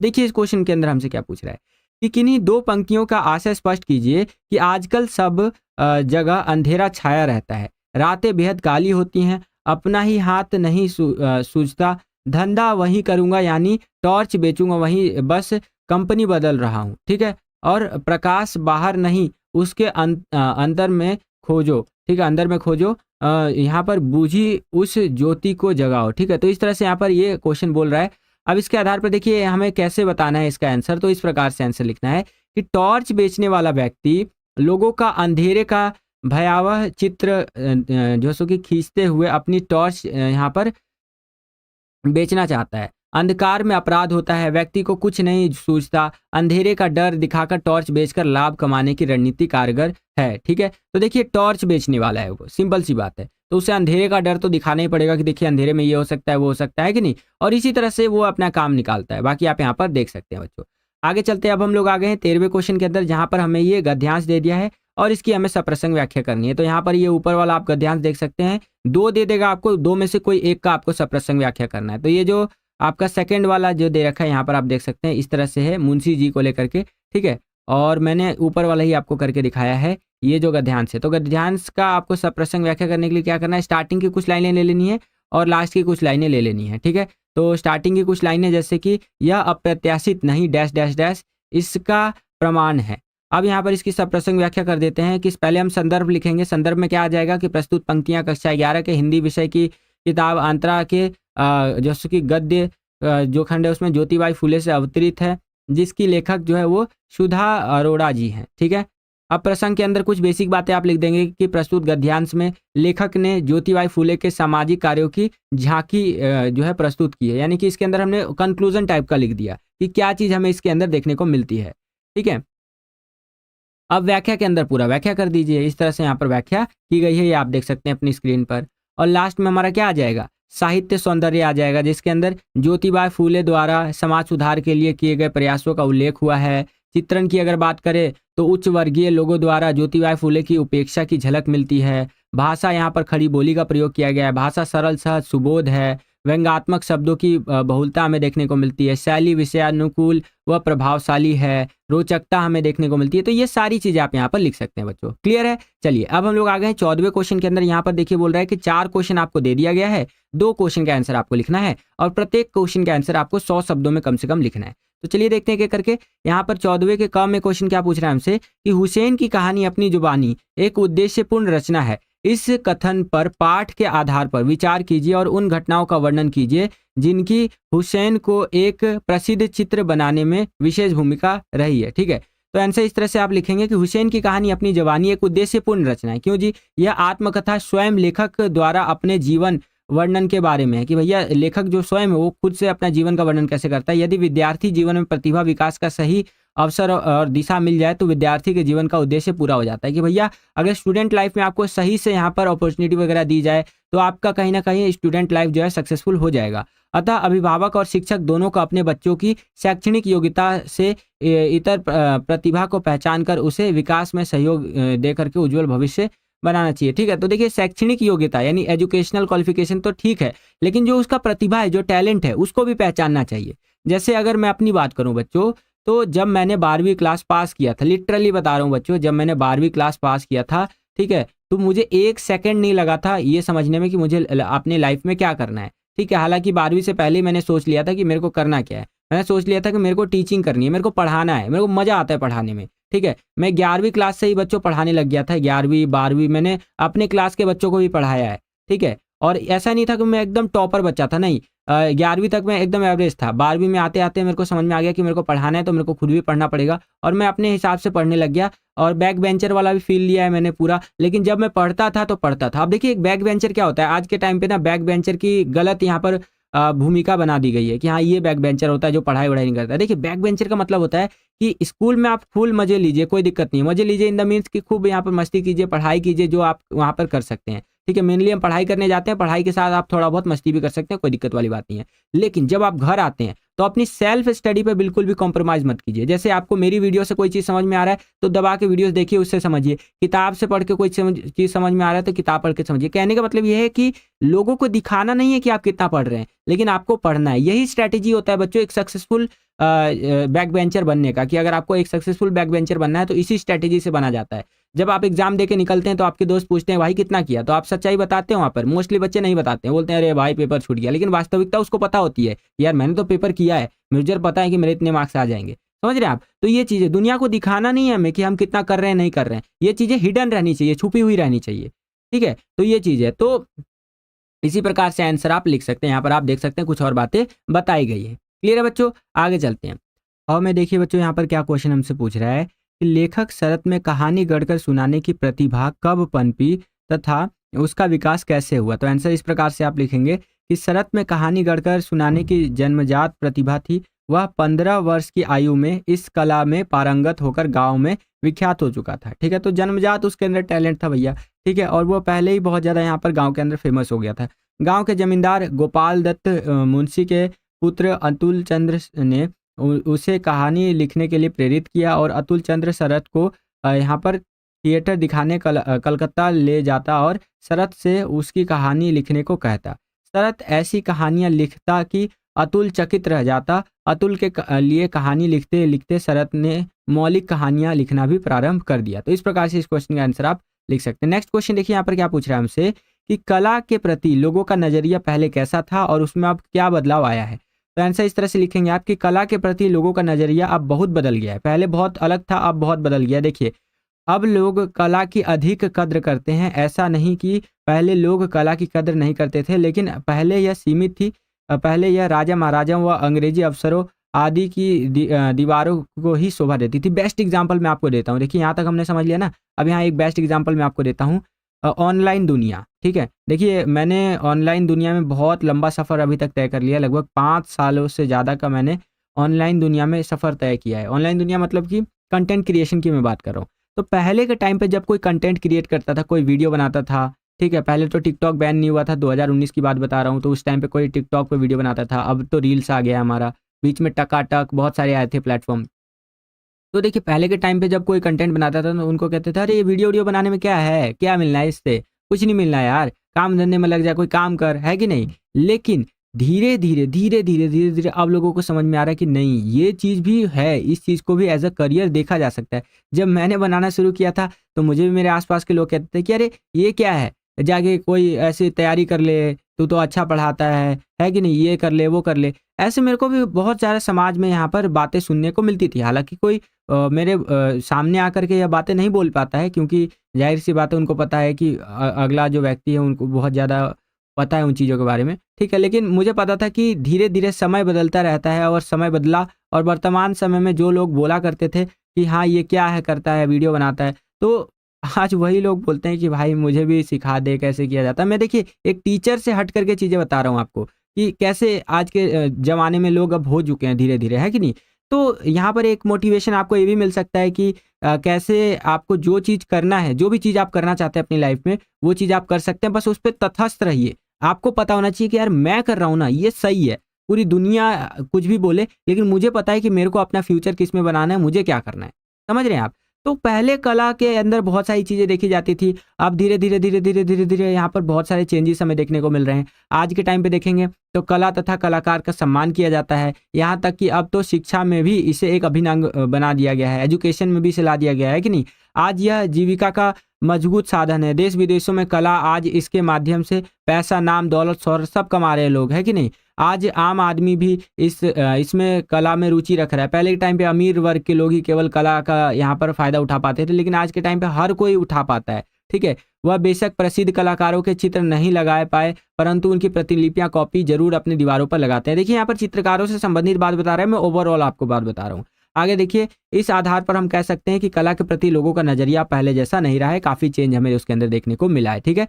अब ये वाला क्वेश्चन देखिए बच्चों, यहाँ पर क्या पूछ रहे हैं हमसे कि पाठ में मकबूल के पिता के व्यक्तित्व की कौन-कौन सी बातें उभर कर के सामने आई, ठीक है? तो आंसर इस प्रकार से आप लिखेंगे कि जो पाठ है उसके अंदर मकबूल के पिता के व्यक्तित्व की निम्नलिखित बातें उभर कर के आई। जैसे मकबूल के पिता ने देखा कि दादा की मृत्यु के पश्चात उनका बेटा मतलब देख से निकल नहीं पा रहा है, ठीक है? उस दुःख से, सॉरी यहाँ देख लिखा हुआ है, दुःख से निकल नहीं पा रहा है, तो उन्होंने लेखक ने सख्ताई नहीं की, बल्कि उन्होंने उसको दाखिला जो है वो बोर्डिंग में करवा दिया कि चलो यहाँ चला जाएगा तो सही हो जाएगा, और इस परिवर्तन ने लेखक को दादा के दुःख को भुलाने में सहायता की, ठीक है? अपने बेटे की प्रतिभा को उन्होंने नष्ट नहीं होने दिया, उन्होंने उसका पूरा समर्थन दिया, और बेटी की कला वह मतलब जो कला थी उसको देख कर के वो काफ़ी प्रसन्न हुए, और बेटे का हौसला बढ़ाते हुए उसके लिए ऑयल पेंटिंग का सामान मंगवा दिया। इससे पता चलता है कि वह कला के यहाँ पर पारखी और योग्यता को पहचानने वाले इंसान थे, कि भैया यहाँ पर पता है कि कला क्या होती है, आर्ट क्या होता है, वो सब इन चीज़ों को जानते थे, ठीक है? तो बस बच्चों, यही था आज का ये वीडियो। आशा करता हूँ आपको ये वीडियो पसंद आया होगा, अगर आपको ये वीडियो पसंद आया तो कर दीजिए ज़्यादा से ज़्यादा लाइक। जितना ज़्यादा वीडियो को आप लाइक करेंगे उतना ज़्यादा हमारा मोटिवेशन बढ़ता है इसी तरह की वीडियोस को बनाने के लिए। चैनल पर अगर आप नए आ गए हैं, विद्यालय स्टडी पॉइंट को अभी तक आपने सब्सक्राइब नहीं किया है तो क्या कर रहे हैं आप, अभी विद्यालय स्टडी पॉइंट को सब्सक्राइब कर लीजिए। इसी तरह की वीडियोस हम आपके लिए लेकर के आते रहते हैं। जैसे ही आप चैनल को सब्सक्राइब करेंगे, बगल में आपको बेल का, घंटी, घंटा कुछ भी कह सकते हो, उसका आइकन देखने को मिलेगा। उसको प्रेस करके ऑल पे क्लिक कर दीजिएगा, जिससे कि जो भी हम नया वीडियो अपलोड करें उसका नोटिफिकेशन सबसे पहले आपके फ़ोन पर आ जाया करे और आपकी जो तैयारी है एग्जाम्स के लिए वो और भी बेहतर से बेहतर तरीके से हो सके। इस वीडियो के लिए इतना ही, मिलता हूँ आपसे अगली और एक्साइटिंग वीडियो में। तब तक के लिए खुश रहिए, खुश रखिए सभी को। जय हिंद, वंदे मातरम।